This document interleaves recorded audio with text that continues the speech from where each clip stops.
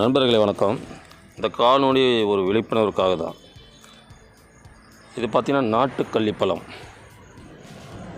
இந்த கள்ளிப்பழத்தை தான் நாம் இன்றைக்கி காணொளி போடுறோம். இந்த காணொளி பார்த்திங்கன்னா ஏற்கனவே போட்டிருக்கோம், மீள்பதிவாக தான் போடுறோம். இப்போ மழைக்காலம் என்பதால் இந்த கள்ளிப்பழம் பரவலாக கிடைக்கிறது. இப்போலாம் பார்த்திங்கன்னா ட்ராகன் ஃப்ரூட் என்கிற வகையில் ஒரு கள்ளிப்பழம் கிடைக்குது, சந்தைகளில் பரவலாக விற்கப்படுகிறது. ஆனால் இது நமது முன்னோர்கள் பார்த்திங்கன்னா ஆடு மாடு மேய்ப்பவர்கள் பார்த்திங்கன்னா மதிய வேளைகளில் உணவோ தண்ணீரோ அப்போலாம் எடுத்துகிட்டு போக மாட்டாங்க. அந்த வேலைகள் பார்த்திங்கன்னா இந்த கள்ளிப்பழத்தை தான் அவர்கள் உணவாகவும் தாகம் தீர தண்ணீராகவும் பருகி வந்ததாக சொல்லப்படுகிறது. இந்த கள்ளிப்பழத்தோட பூ தான் பாருங்கள், இதெல்லாம் காய்கள். இது கள்ளிப்பழத்தின் காய்கள். இந்த முற்கள் பார்த்திங்கன்னா மெல்லிதாக இருக்கும். பார்த்திங்கன்னா அதை பாருங்கள், முற்கள் மிகவும் மெல்லியதாக இருக்கும். மேலே இருக்க அந்த கள்ளி செடியின் மேலே உள்ள முள் பார்த்திங்கன்னா கொஞ்சம் பெருசாக இருக்கும். அந்த கனிகளின் மீது உள்ள முற்கள் பார்த்திங்கன்னா சன்னமாக நுண்ணியதாக இருக்கும். அப்படியே விரல் குத்திச்சுன்னா அப்படியே பயங்கரமான வலி உள்ளது போல் நமக்கு தெரியும்.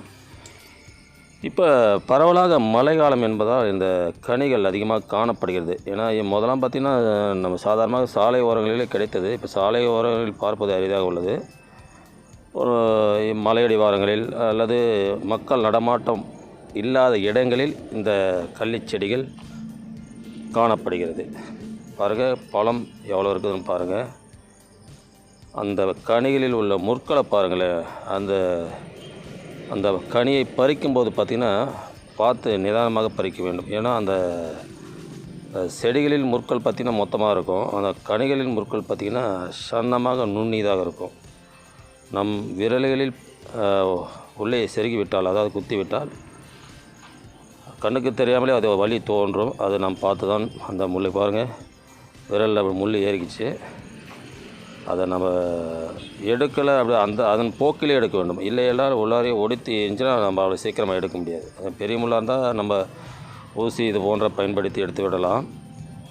ஆனால் இந்த முற்களை நம்ம எடுக்க முடியாது.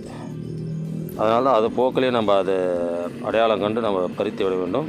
பழங்கள் பார்த்திங்கன்னா எப்படி இருக்கும், அது பார்த்திங்கன்னா கள்ளிச்செடியில் மாவு போன்ற நிறைய இருக்குது. அதை நம்ம அந்த மாவு போன்ற இதை நம்ம கட்ட விரலாக இது போன்ற சிவப்பு கலர் ரத்தமாக வரும்.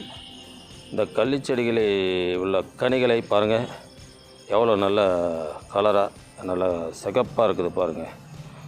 இது போன்ற முற்களில் எடுத்து விட வேண்டும். நாம் பார்த்திங்கன்னா அந்த கற்களின் மீது சொரசொரப்பாக உள்ள கற்கள் மீது அந்த கனிகளை வைத்து தேய்க்கும் பொழுது அந்த முற்கள் உதிர்ந்து விடும். இப்போல்லாம் நகரத்தில் உள்ளவர்கள், விவரம் தெரிந்தவர்கள் பார்த்திங்கன்னா கிராமப்புறங்களில் உள்ளவரோட இது போன்ற கனிகளை விலை கொடுத்து வாங்கி கொள்கின்றனர். ஏன்னா இது பாரம்பரிய கனி, இது உடலுக்கு ஆரோக்கியம் மிக்கது என்று அவர்கள் அறிந்தது காரணத்தினால் என்னவோ இந்த கள்ளிப்பழங்களை அவர் விலை கொடுத்து வாங்கி கொள்கின்றனர். சில நாட்டு வைத்தியர்கள் அல்லது பாரம்பரிய வைத்தியர்கள் அல்லது சில நிறுவனங்கள் இதிலிருந்து ஜூஸ் எடுக்கப்படுவதாக நாம் கேள்விப்பட்டிருக்கிறோம். அதாவது கிராமப்புறங்களில் உள்ள பெருமக்களிடம் விவரம் தெரிந்தவர்கள் இந்த கனிகளை விலை கொடுத்து வாங்கி இதிலிருந்து பதப்படுத்தப்பட்ட ஜூஸ் எடுத்து சந்தைகளில் விற்கப்படுவதாக நாம் அறிந்தோம். அப்பொழுது நாம் பார்க்கும் பொழுது பார்த்திங்கன்னா நல்ல மருத்துவ குணம் உள்ளதாக தான் கருதப்படுகிறது. ஆனால் இன்றைய சூழலில் நமது இப்போ இருக்க குழந்தைகளுக்கு தெரிய வாய்ப்பில்லை. ஏன்னா கள்ளிப்பழம் என்றால் அது ட்ராகன் ஃப்ரூட் அப்படின்னு தான் தெரியும். இது போன்ற கள்ளிப்பழங்கள் அவர்களுக்கு தெரிய வாய்ப்பில்லை. ஆனால் இதுதான் நமது பாரம்பரிய கனி என்றாலும் ஆனால் நாம் பயன்படுத்த தவறிவிட்டோம்.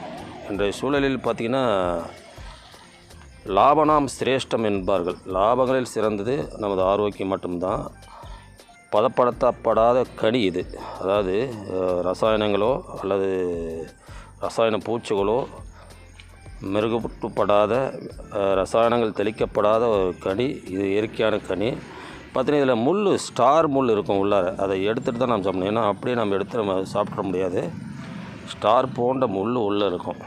இந்த முள் எடுத்துடணும், இல்லைனா தொண்டையில் போய் மாட்டிக்கொள்ள வாய்ப்பு இருக்கிறது. இந்த ஸ்டார் போன்ற முள் எடுத்துகிட்டு நம்ம கனிகளை உண்டு நமது ஆரோக்கியத்தை பெறலாம். இயற்கை சார்ந்த இடங்களில் நமது ஆரோக்கியம் கொட்டி கிடக்கிறது. பணத்தின் பின்னாடி ஓடுவதை விட நல்ல பணத்தின் பின்னாடி ஓடுவது நமக்கு ஆரோக்கியத்தை தருவதோடு மட்டும் இல்லாமல் நமது சந்ததியருக்கும் வாழ்வியல் கல்வியை கற்றுக் கொடுத்ததற்கான ஒரு பாக்கியம் நமக்கு கிடைக்கும். நன்றி நன்றி நன்றி.